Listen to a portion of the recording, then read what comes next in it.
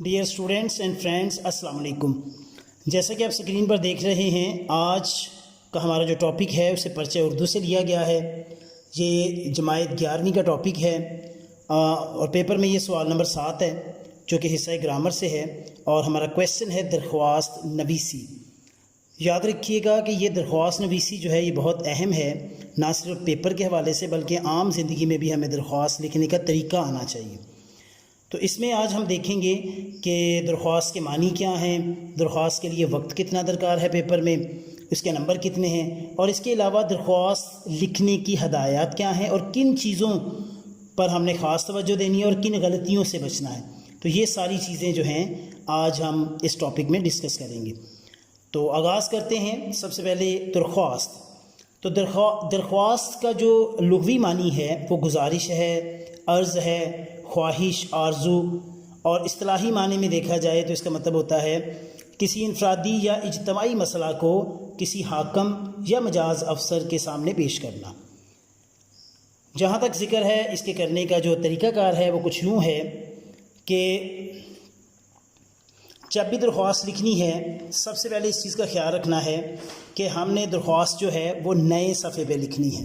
तो जब दरख्वास्त लिखनी है, यहाँ पे मैंने सवाल नंबर 7 लिखा है, अंडरलाइन किया है। उसके बाद दरख्वास्त नवीसी है जो मेन हेडिंग है और ये मैं दरख्वास्त लिख रहा हूँ कि प्रिंसिपल साहब के नाम जुर्माना माफ़ी के लिए दरख्वास्त। और अब चाहें तो इस लाइन को छोड़ भी सकते हैं।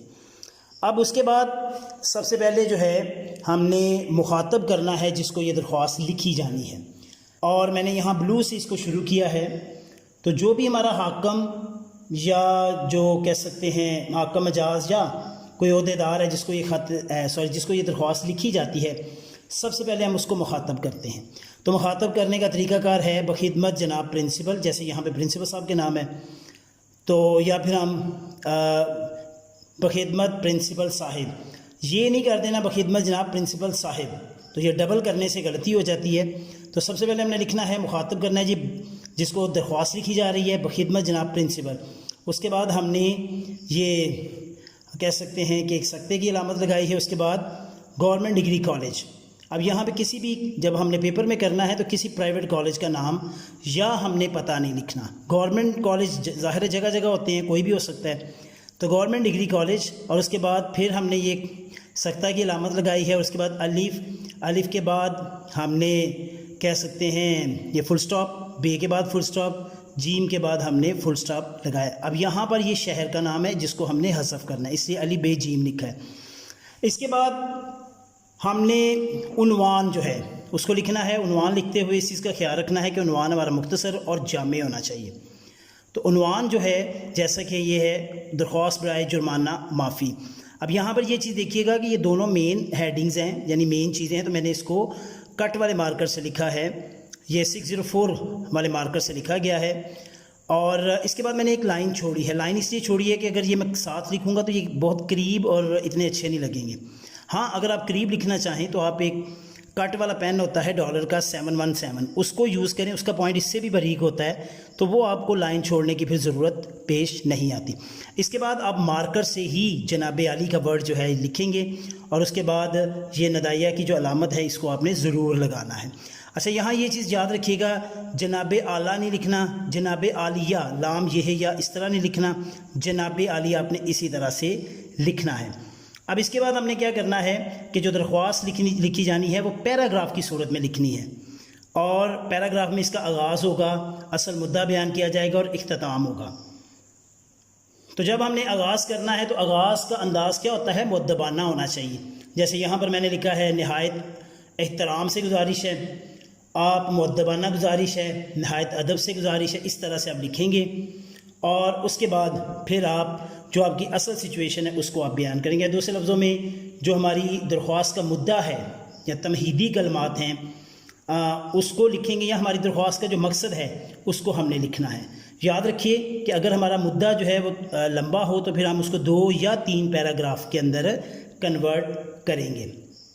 तो जैसे यहाँ पे देखें कि मैंने एक साइकिल थी खड़ी की और वो उसे स्टैंड जो था वो ज़ांगलूद था, ख़राब हो गया, मुझे जुर्माना कर दिया गया है, ठीक है। और मैं इसके बाद मैंने कहा जी मैं गरीब आदमी हूँ, गरीब एक मेहनत कश है उसका बेटा हूँ, मैं ये रकम अदा नहीं कर सकता, तो मैं आपसे दरख्वास्त करता हूँ कि आप इस पर नज़रसानी करें और मुझे ये जुर्माना माफ़ करें।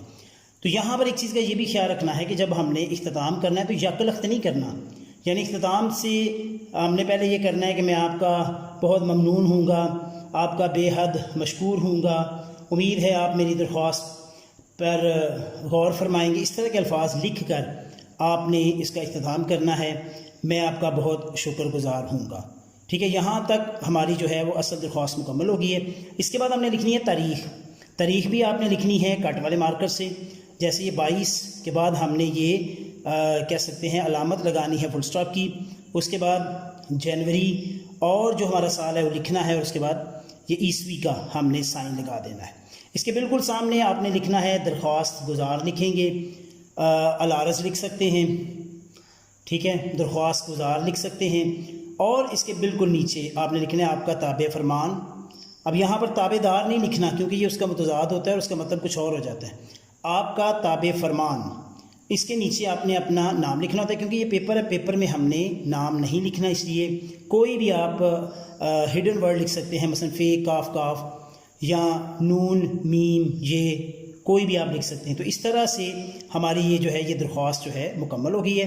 मुकम्मल होने के बाद हमने इसको आंसर एंडिंग लाइन लगाकर, यहाँ मुकम्मल लाइन लगाकर हमने इसको कह सकते हैं ख़त्म कर दिया। तो बच्चों ये था हमारा दरख्वास्त का मानी क्या है, दरख्वास्त के लिए हदायत क्या हैं, और इसके लिए वक्त जो है वो 10 मिनट होता है और इसके नंबर भी 10 मिनट है। तो बहरहाल जी जब आपने दरख्वास्त लिखनी है इन चीज़ों का ख़ास क्या रखना है, ये इनको इसी तरह से आपने बोल्ड करके लिखना है, डेट का भी बड़ा ख्याल रखना है, गलत लिखने पे नंबर कट जाता है, उसके सामने दरख्वास्त गुजार और ये सारा कुछ आपने लिख कर इसे मुकम्मल करना है। तो बच्चों ये था तरीका हमारा दरख्वास्त लिखने का, जो कि बड़ा अहम है, ना सिर्फ पेपर की नुक्ता नज़र से बल्कि आम ज़िंदगी में भी हमें इसकी जगह जगह ज़रूरत पेश आती है। जी बच्चों, मुझे उम्मीद है आज की वीडियो आपको पसंद आई होगी। वीडियो को लाइक करें, शेयर करें, मुझे दुआओं में याद रखिएगा और कमेंट ज़रूर कीजिएगा। अल्लाह निगहबान।